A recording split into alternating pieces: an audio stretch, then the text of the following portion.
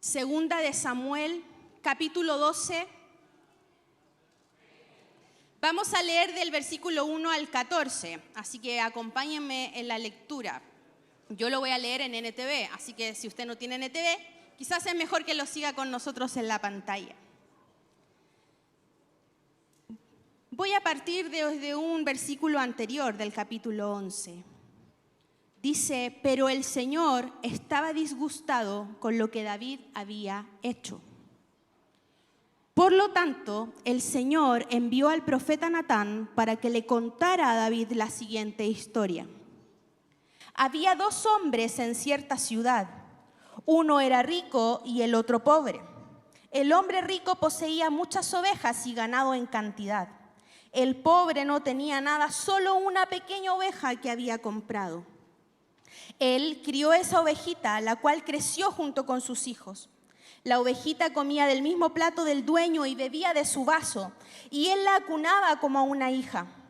Cierto día llegó una visita a la casa del hombre rico, pero en lugar de matar un animal de su propio rebaño o de su propia manada, tomó la ovejita del hombre pobre, la mató y la preparó para su invitado.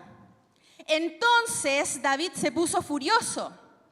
Tan cierto como que el Señor vive, juro, cualquier hombre que haga semejante cosa merece la muerte. Debe reparar el daño dándole al hombre pobre 4 ovejas por la que le robó y por no haber tenido compasión.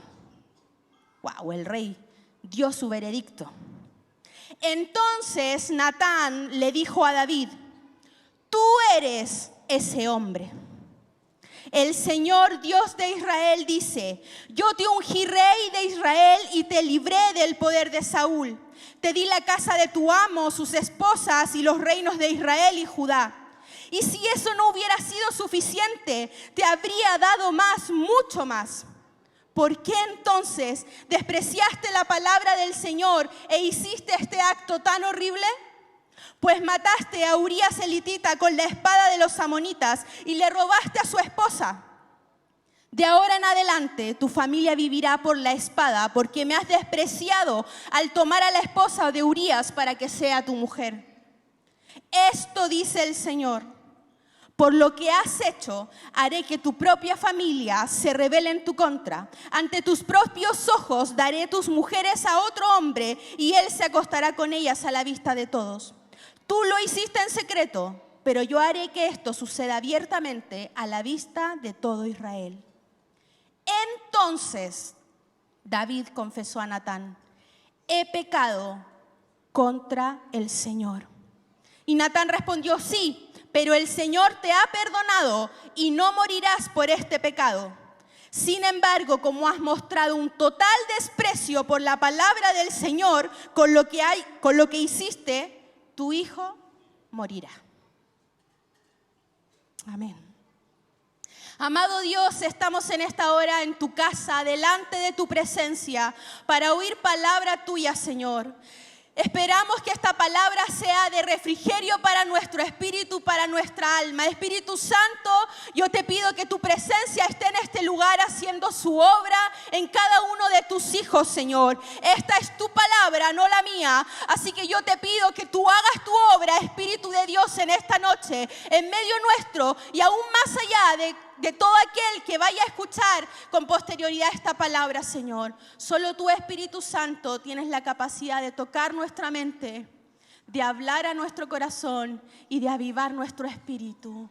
Estamos en tus manos, Señor. Estoy en tus manos y dependo completamente de ti, amado Rey. Gracias, Jesús. Amén y amén. Si está pensando, chuta, ¿por qué vino hoy día? No, vamos, ¿sí? Esta palabra se llama del quebranto a la restauración. Usted probablemente conoce la historia de David. David era un pequeño pastor que se dedicaba a cuidar a las ovejas de su padre. En medio de toda esa situación se levanta un rey para Israel, que es Saúl. Sin embargo, Saúl se desvía, su corazón se desvía y es desechado por Dios. Y David es elegido desde las ovejas para ser el rey de Israel. Sin embargo, desde que es ungido por el profeta Samuel hasta que llega al trono pasa mucho tiempo y, como decimos en chileno, mucha agua bajo el puente, muchas experiencias. Si usted quiere conocer esas experiencias, tiene que ir a la palabra. Pero estamos en un momento en que David ya se ha posicionado como rey, ya ha ganado muchas batallas, Dios ha estado con él y él ya es un hombre reconocido no solo por el pueblo de Israel, sino que también por todos sus enemigos. Todos saben quién es David. Todos conocen al Dios de David. Y eso no es menor, porque quizás los enemigos no tienen sus ojos puestos en el Dios de Israel, pero sí tienen sus ojos puestos en el rey de Israel. Por lo tanto, lo que David haga o deje de hacer, no da igual. Entonces, en el capítulo 11 de Segunda de Samuel se relata una historia, una vivencia de David. David estaba en el palacio y se fue a la azotea del palacio a pasear. Y mientras estaba mirando el reino, ve a una mujer que está en la azotea de su casa. Eso no era poco común, porque los baños, ¿sí?, las tinas, por decirlo de alguna manera, se encontraban en las azoteas de las casas, porque se recolectaba la lluvia, el agua de la lluvia, y se esperaba que se calentara por el sol, y luego la gente iba a bañarse.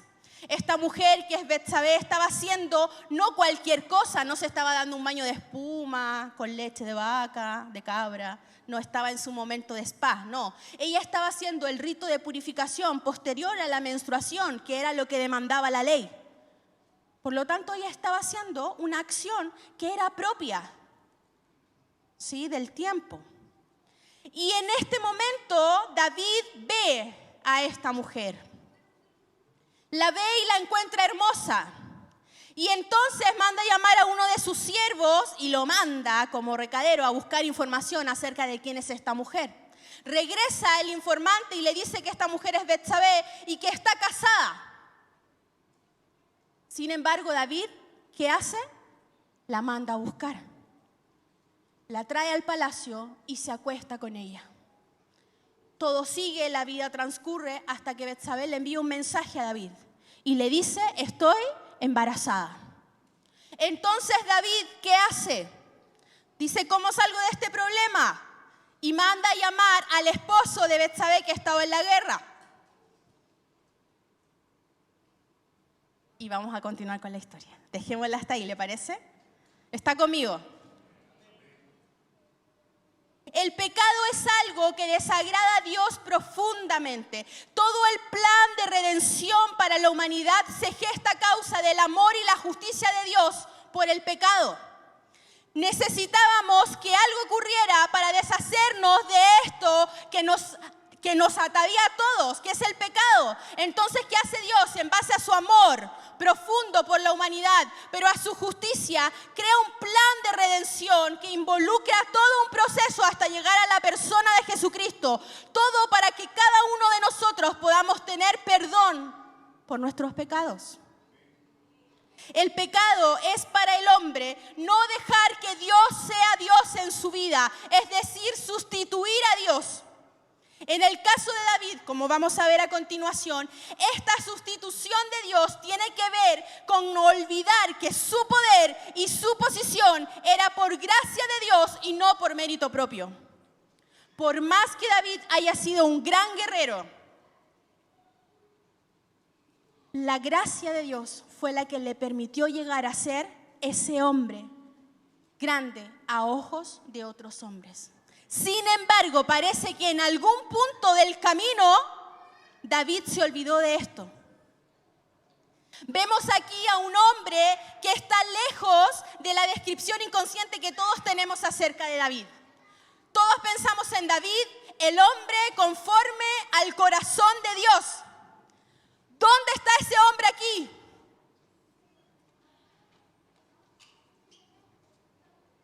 Primera verdad. El pecado siempre es progresivo. El primer error de David fue estar en el lugar y el momento equivocado. ¿Qué hacía David paseando por la terraza del palacio? El capítulo 11 de 2 de Samuel 1 dice, en la primavera, cuando los reyes suelen salir a la guerra, David envió a Joab. David tenía que estar en la guerra, pero se quedó en el palacio. Y en su lugar mandó a otro. Cuando tú no estás en el lugar que Dios te dio, estás en un lugar peligroso. Pero cuando estás haciendo lo que Dios no te mandó a hacer, también estás en un lugar peligroso. En este caso, el rey que debía estar en batalla estaba ocioso. Y aquí voy a decir un refrán bien baby boomer. El ocio es la madre de todos los vicios, decían nuestros abuelitos o papás. O usted, quizás. Eso no está en la Biblia, ¿sí? Por si acaso. No de esa manera al menos. Pero sí, el profeta Ezequiel dice que la abundancia de ociosidad fue uno de los pecados de Sodoma. Por lo tanto, David estaba ocioso y eso lo lleva a estar donde no debe, cuando no debe. No es que usted no puede descansar, no es eso. Pero siempre debemos estar en la voluntad, en el centro pleno de la voluntad de Dios. Entonces vamos a ver cómo esto lo lleva a iniciar un camino progresivo de pecado. La palabra nos señala que él vio a la mujer y le pareció que era bella. Lo primero entonces es que David pecó en su mente. ¿Sí? Síganme con esto. Esta visión que él tuvo se transformó en un deseo. La semilla de pecado se sembró primero en su mente o corazón. ¿Sí? Vamos a decir que es lo mismo, el centro de pensamientos y de emociones. Es aquí en nuestra mente donde todo inicia. Y si el pecado de la mente no se confiesa ni se arrepiente, siempre da a luz un siguiente paso. Grave es esto. Todos tenemos pensamientos. Todos. Pero cuando nuestros pensamientos nos traen ideas contrarias a lo de Dios, debemos inmediatamente confesar y arrepentirnos. Porque si no, da lugar a lo siguiente. ¿Qué es lo siguiente? La palabra. David pecó con las palabras. Lo que pensamos y lo que repensamos se transforma en conversaciones con nosotros mismos o con otros. David vio a Betsabé y se permitió tener malos deseos en su mente y luego llamó a alguien y expresó su interés y envió a buscar información. Todo un detective nos resultó David. El ir del pensamiento a las palabras indudablemente llevará a un último paso en esta progresión. ¿Cuál es el último paso? Las acciones. David pecó con sus acciones. Primero, se dio el permiso y jugó con el pecado. Jugó con el adulterio en el pensamiento y luego en las palabras. Estuvo ahí tentando su suerte, diríamos, ¿cierto? Jugando, viendo cuál es el límite, jugando con los límites. Sin detenerse para arrepentirse y pedir ayuda. Por lo tanto, lo que siguió fue la acción y David cometió adulterio. Esto echa por tierra esa frase nuestra tan típica de cayó en pecado. No es que el hermano cayó en pecado. No es que yo caí en pecado. No, nadie cae en pecado. El pecado es un deslizamiento. Es un poco a poco. Nadie va por la calle y se cae en el pecado. El pecado es cuando yo me doy pequeñas concesiones o permisos. Son pequeñas decisiones que me llevan de pronto a estar en una situación en la que jamás pensé estar. Cuando abro mis ojos, veo la realidad y digo, ¿cómo llegué hasta acá? Bueno, eso fueron decisiones pequeñas. Esos fueron permisos pequeños que tú y yo nos hemos dado y que nos llevan a vernos de pronto envueltos en situaciones en las que nunca jamás deberíamos haber estado. Esto nos enseña a todos que el lugar donde yo debo frenar el pecado en primera instancia es en la mente, acá. Si confesamos nuestros malos pensamientos, eso detiene el pecado en el primer nivel y la única persona dañada voy a ser yo misma. Pero cuando el pecado progresa de la mente a la boca y a los hechos, ya hemos involucrado a otros. David no pecó solo. Arrastró consigo al primer siervo, a Betsabé y a Joab. Pero todo comenzó por estar en el lugar y en el momento equivocado. Segunda verdad, el pecado cauteriza el corazón. Cuando leemos esta historia y vemos la confrontación del profeta hacia David, en nuestra humanidad podemos erradamente justificar sus acciones con una idea muy romántica de un rey que se enamoró a primera vista. Que se enamoró. ¿Qué más podía hacer? Como si esto fuera un K-drama. ¿Sí? Hay un guiño para los jóvenes presentes. Sin embargo, cuando estudiamos con detención esta historia, podemos ver que David no solo no se arrepintió de haber pecado con Betsabé, sino que entró en una bola de nieve que se hizo cada vez más grande. Y que David tuvo muchas oportunidades para arrepentirse, para parar, para pedir ayuda, pero decidió seguir a su propio y engañoso corazón y permanecer en el pecado. Una vez que conoce la consecuencia de sus acciones, que recibe el mensaje, Betsabé está embarazada, en vez de en ese momento ir a Dios y pedir perdón, él urde un plan para zafar. Parece que David era chileno. Los chilenos somos pillos, ¿o no? Si usted es venezolano, se salvó.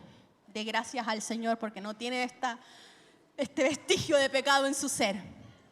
Nosotros en Chile decimos, echa la ley, echa la trampa. Oiga, todas las leyes en Chile tienen que tener un manual, porque si no tienen manual, el chileno pillo encuentra la forma de zafar de la ley. Parece que David era chileno. Y urde un plan. Acompáñeme con el plan de David. Y ahora seguimos la historia en la que quedamos. Primero, manda a buscar a Urías, el esposo de Betsabé, que sí estaba en la guerra, con la intención de que éste se acostara con ella y todos pensaran que el niño era de su marido. Era una buena idea, ¿o no? En su mente era una excelente idea. Urías viene, pasa la noche con Betsabé, después Betsabé aparece embarazada y nadie va a dudar de que ese hijo es de Urías. ¿Qué teleserie venezolana, colombiana? Aquí está la Biblia, hermanos, que tiene más contenido para Netflix que ningún otro libro. Pero se encontró con un grave problema. Urías era íntegro y no quiso ir a su casa. Dijo, ¿por qué?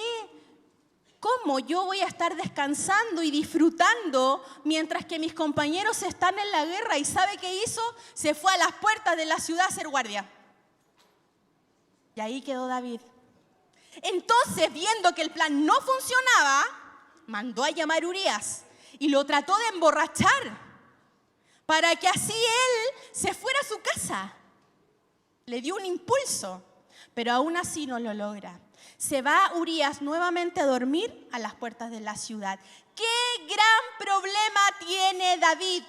David se encuentra cara a cara con un hombre que tiene el nivel de integridad que él en algún momento tuvo y ni siquiera es capaz de reconocerlo, porque cuando el pecado ha cauterizado el corazón, cuando has apagado la voz del Espíritu, la integridad te parece un problema en vez de algo que elogiar.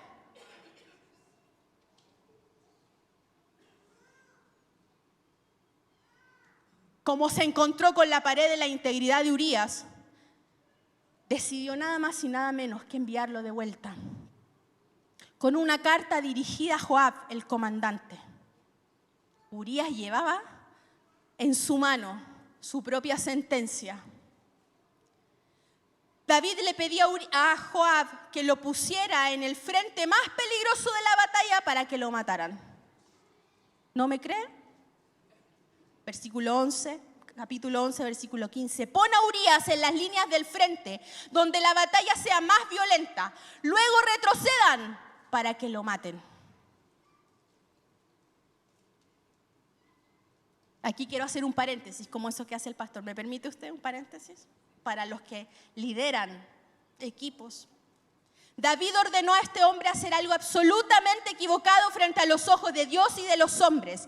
Y con esa acción pierde toda autoridad frente a Joab. Joab le obedece, pero David pierde su autoridad. Más tarde termina haciendo que Joab decida desobedecer órdenes directas de David. Cuidado con tu ejemplo. Recuerda que enseñamos más con lo que hacemos que con lo que decimos. Cerramos el paréntesis. Finalmente en esta historia, Urías muere. Betsabé, dice la Escritura, hace duelo por su esposo. ¿Y David? ¿Qué hace David? La trae al palacio. No con ideas de redención, cual vos con Ruth. No. Simplemente para que fuera una más de sus esposas. A esta altura entonces el corazón de David está completamente inmune a la convicción de pecado. El hombre, conforme al corazón de Dios, se ha transformado en una roca, donde el arrepentimiento y el dolor por fallarle a Dios no tiene cabida. ¿Cuánto dolor debe haber sentido Dios? ¿Cuánto dolor le infringimos a Dios con nuestro pecado? El Espíritu Santo que habita en nuestros corazones es Dios y se contriñe, es decir, sufre cuando tú y yo pecamos. Pero ¿sabes? Quiero decirte que si pecar aún te duele, estás en un excelente momento para el arrepentimiento. Pero si pecar ya no te duele, estás en un lugar muy, pero muy peligroso. Desde que David vio a Betsabé en la terraza hasta que el profeta Natán se presenta delante de él, ha pasado aproximadamente un año. El niño ya había nacido y no se registra en la Escritura arrepentimiento alguno de parte del rey. Viene entonces Natán y sostiene todo el diálogo que leímos al principio. David finalmente confiesa su pecado, recibe perdón. Sin embargo, también recibe una consecuencia. Tercera verdad, el pecado siempre deja huella. A pesar de que David estaba lejos de Dios, recibe perdón y la sentencia que él mismo se había dado, muerte. Esta sentencia le es remitida, es decir, perdonada. Sin embargo, el profeta le dice que su hijo morirá.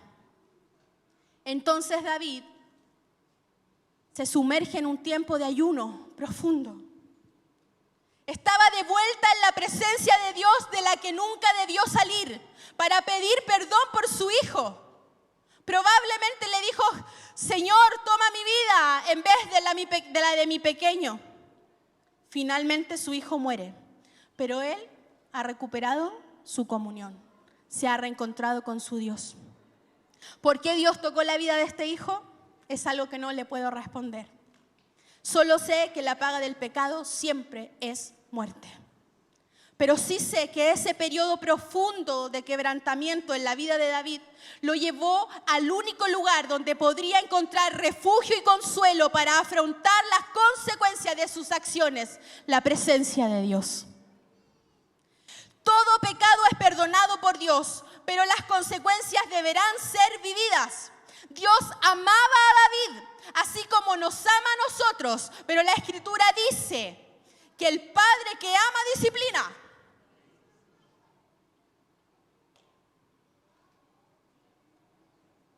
Además de esta terrible consecuencia, por medio de uno de los salmos de David, podemos ver que su falta de arrepentimiento estaba causándole heridas profundas en su salud emocional, espiritual y física. El Salmo 32 Dice así: mientras me negué a confesar mi pecado, mi cuerpo se consumió y gemía todo el día. Día y noche tu mano de disciplina pesaba sobre mí. Mi fuerza se evaporó como el agua del calor en el verano. Este salmo nos muestra una verdad importante. La enfermedad espiritual, que es la falta de arrepentimiento, puede llevarnos a una enfermedad emocional, gemidos y pesadumbre, a una enfermedad física, huesos consumidos, fuerza debilitada. Por supuesto, que esto le quede claro, por favor. No toda enfermedad es a causa de falta de arrepentimiento. Para que usted no ande diciendo estás enfermo, es causa de tu pecado, arrepiéntete. No. No. Usted no es el Espíritu Santo. Usted no convence de pecado a las personas. Eso lo hace el Señor. Nuestra tarea es orar. Eso es lo que nos dice la Escritura. Orar por aquel que ha caído. Llevarlo a la restauración. Sin embargo, vivir en esta realidad de falta de arrepentimiento puede tener un alto precio emocional y físico. Lo tiene. Yo lo he vivido, lo he experimentado. Una última verdad para que no se vaya desanimado. El arrepentimiento genuino siempre traerá restauración. David finalmente se arrepiente de su pecado y la primera señal de ese arrepentimiento es su confesión. Mientras callé, mis huesos se envejecieron, pero hubo un momento entonces de confesión contrita. Y como resultado tenemos uno de los salmos más hermosos compuestos por David, a mi parecer, el 51. Dice: ten misericordia de mí, oh Dios, debido a tu amor inagotable, a causa de tu gran compasión, borra la mancha de mis pecados. Lávame de la culpa hasta que quede limpio y purifícame de mis pecados, pues reconozco mis rebeliones, día y noche me persiguen. Contra ti, solo contra ti he pecado, he hecho lo que es malo ante tus ojos. Quedará demostrado que tienes razón en lo que dices y que tu juicio contra mí es justo, pues soy un pecador de nacimiento. Así es desde el momento en que me concebió mi madre, pero tú deseas honradez desde el vientre y aún allí me enseñas sabiduría. Purifícame de mis pecados y quedaré limpio. Lávame y quedaré más blanco que la nieve. Devuélveme la alegría. Deja que me goce ahora que me has quebrantado. No sigas mirando mis pecados. Quita la mancha de mi culpa. Crea en mí, oh Dios, un corazón limpio y renueva un espíritu fiel dentro de mí. No me expulses de tu presencia y no me quites tu Espíritu Santo. Restaura en mí la alegría de tu salvación y haz que esté dispuesto a obedecerte. Entonces enseñaré a los rebeldes tus caminos y ellos se volverán a ti. Perdóname por derramar sangre, oh Dios que salva. Entonces con alegría cantaré de tu perdón. Desata mis labios, oh Señor, para que mi boca pueda alabarte. Tú no deseas sacrificios, de lo contrario yo te ofrecería uno. Tampoco quieres una ofrenda quemada. El sacrificio que sí deseas es un espíritu quebrantado, porque tú no rechazas un corazón arrepentido y quebrantado, oh Dios. Mira a Sión con tu favor y ayúdala. Reconstruye las murallas de Jerusalén. Entonces te agradarán los sacrificios ofrecidos con un espíritu correcto, con ofrendas quemadas y ofrendas quemadas enteras. Entonces volverán a sacrificarse toros sobre tu altar. Ahora sí entendemos este salmo en la profundidad que tiene. David se vuelve entonces a la comunión con Dios, vuelve a la adoración y Dios lo restaura. Redime su matrimonio con Betsabé y le concede un nuevo hijo, Salomón, a quien Dios mandó a llamar Jededías, que significa amado del Señor. ¿Qué evidenciamos aquí? El problema no es tener luchas. El verdadero peligro es esconderlas sin llevarlas a la luz correcta. ¿Quién es la luz del mundo? Jesús. Cuando ocultamos el pecado por vergüenza, el enemigo gana terreno, pero cuando confesamos delante de Dios con arrepentimiento genuino, entonces la gracia se manifiesta. Porque si confesamos nuestros pecados, Él es fiel y justo para perdonar nuestros pecados y limpiarnos de toda maldad. Dios no está en la tarea de destruirnos. Dios está en la tarea salvarnos. Pero esto requiere indudablemente de un corazón que se arrepiente genuinamente ante Dios, que se confiesa inmundo frente a su santidad. Dios es el más interesado en que tú seas libre de las cadenas del pecado. Jesucristo en la cruz venció el pecado. Entonces, ¿por qué tú te has esclavizado de nuevo? ¿Por qué te has vuelto a poner las cadenas del pecado? Si Cristo en la cruz del Calvario ya te hizo completamente libre.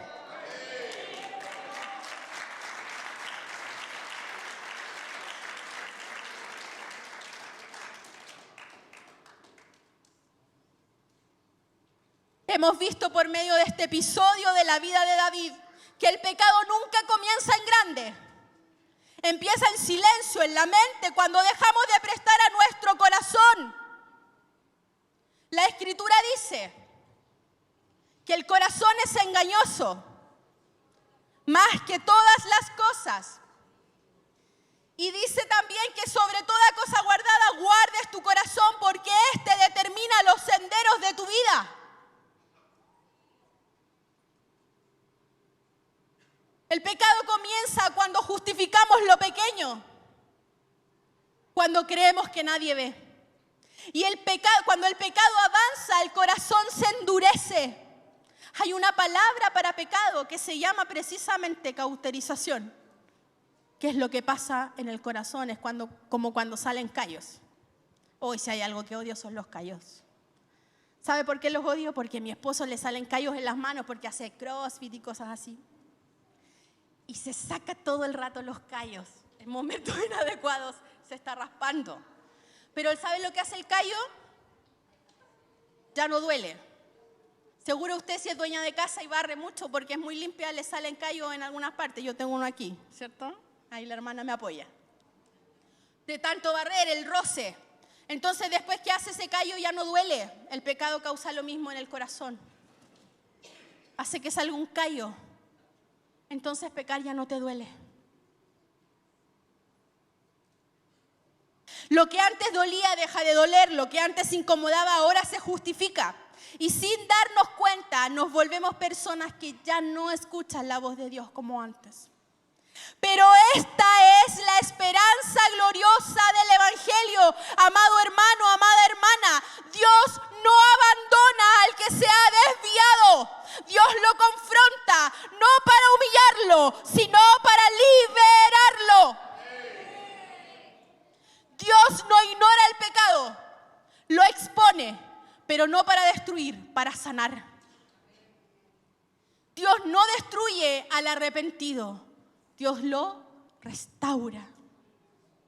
Dios no busca perfección, busca un corazón quebrantado. Los que lloran recibirán consolación, dice Jesús en el Sermón del Monte. Y esto no tiene que ver con un llanto cualquiera, tiene que ver con el llanto del quebranto que produce el pecado propio y el pecado del mundo. Porque quizás tú estás pensando, no, yo no practico el pecado, esta palabra no es para mí, pero si a ti no te quebranta el pecado del mundo, entonces déjame decirte que esto estás en un pésimo lugar, porque es labor del creyente sentir dolor por el pecado, por el propio y por el del mundo, porque Dios aborrece el pecado, lo odia, lo detesta, no le gusta, no está donde hay pecado.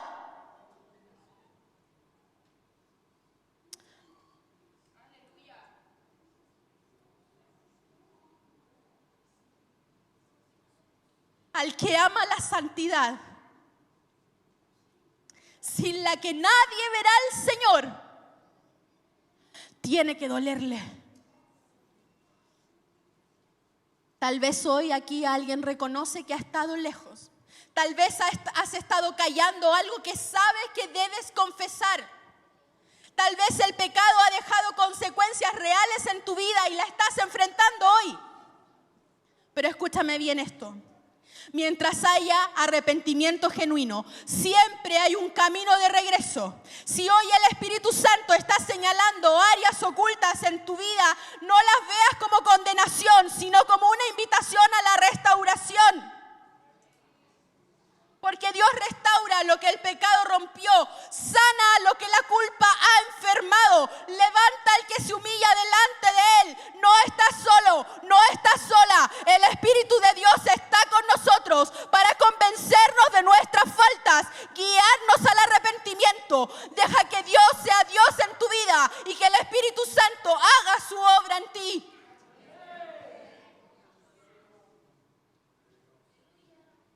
Hoy no es día para esconderse. Ya estoy terminando. No es día para justificarse. Es día para volver. Vuelve a Dios con todo tu corazón, con toda sinceridad, con humildad, porque el mismo Dios que disciplina perdona, el que confronta restaura, y el mismo Dios que quizás te vio caer está listo para levantarte. Oh, aleluya. La obra de Dios, la obra de redención, no está para señalarnos, está para mostrarnos cuál es nuestra condición. Pero no se queda en eso. Gracias, Dios, por la bendita gracia. Gracias, Dios, porque tú no nos señalas para humillarnos, sino que nos muestra nuestra condición para que podamos clamar a ti y decir: Dios, te necesito, porque sin ti no soy nada. Mis obras son como un trapo de inmundicia frente a tu santidad. Es tu presencia lo que yo necesito. Y yo sé, amado Dios, que tú nunca das la espalda a un corazón arrepentido, porque lo he vivido en mi propia vida. Yo no estoy hablando esto desde la perfección. Estoy hablando esto desde alguien que se ha encontrado profundamente con la gracia de Dios y que quiere, que anhela que todo el creyente, que toda persona se encuentre con la gracia de Dios. El Espíritu Santo es el único que puede traer verdadera libertad al corazón del hombre. David se equivocó. Ya vimos todo el camino que recorrió David y la Biblia lo deja de manifiesto para que tú y yo tengamos un ejemplo de las cosas que no debemos permitirnos.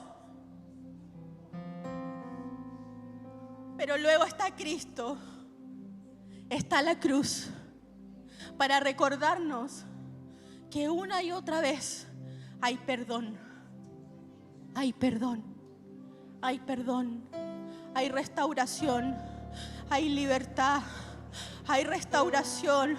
El enemigo todo lo que quiere es robar propósito, es robar identidad, es robarnos la comunión. Pero ahí está el Espíritu Santo haciendo su obra, trayendo a luz lo que está oculto, no para humillar, no para avergonzar, sino para traer restauración completa de propósito, de identidad y de comunión. Aleluya. ¿Por qué hablar de esto? ¿Por qué hablar de pecado? Lo siento, hermano, yo siempre hablo de consagración, de avivamiento. Esos son mis temas. Porque nosotros siempre queremos y hablamos de un avivamiento, pero si no hay arrepentimiento, no hay avivamiento. Y el arrepentimiento no es solo para el pecado sexual, como tendemos a pensar: no, yo no hago adulterio, yo no cometo fornicación, entonces estoy bien. No. El mismo salmista dice: examíname, oh Dios, y ve si hay en mí caminos de perversidad, porque está en nuestra naturaleza. Dios nos ha hecho santos posicionalmente, pero estamos caminando en un camino de santidad progresiva, buscando la santificación con un corazón inclinado a lo recto. ¿Usted quiere ver a Dios? ¿Quiere ver al Señor? Repito, ¿usted quiere ver al Señor? Hoy entre los jóvenes hay todo un movimiento de que Cristo viene, aleluya, Cristo viene, lo creemos firmemente. Pero La Escritura dice que Cristo viene a buscar una iglesia pura, sin arruga y sin mancha. ¿Cómo estamos, iglesia? ¿Cómo estás tú? ¿Cómo estoy yo? ¿Cómo está nuestro corazón? ¿Cómo están nuestros vestidos? Quizás hoy tu vestido tiene arrugas y manchas. Pero aquí está Jesús. Aquí está Jesús. ¿Puede levantarse conmigo? Ponerse de pie. Cierre sus ojos conmigo y tenga un tiempo de conversar con el Señor. Examíname, oh Dios.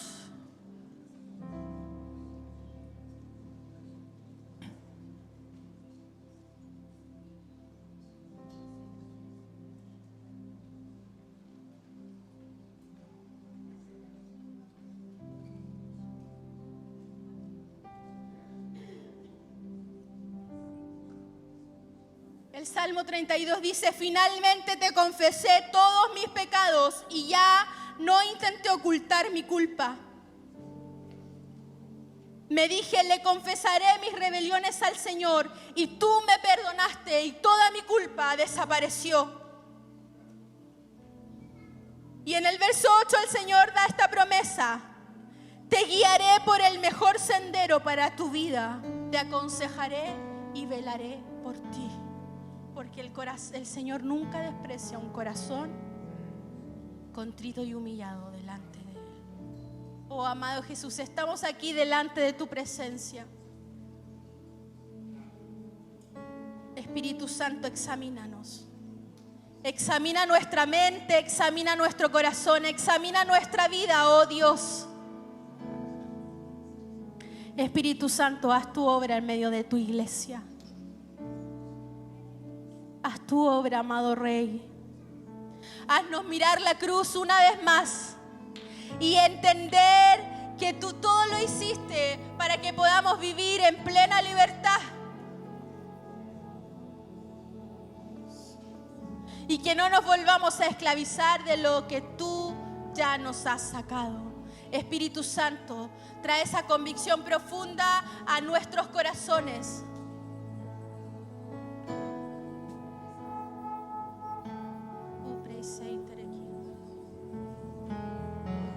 Oh Espíritu Santo, habla a la mente, al corazón.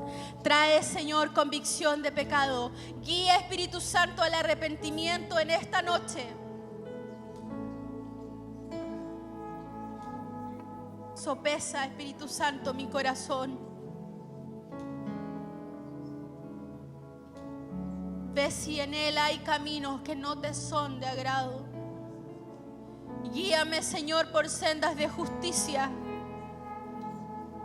Muéstrame un camino recto para recorrer. Oh Espíritu Santo, gracias, porque tu palabra siempre habla a tiempo. Gracias, Rey.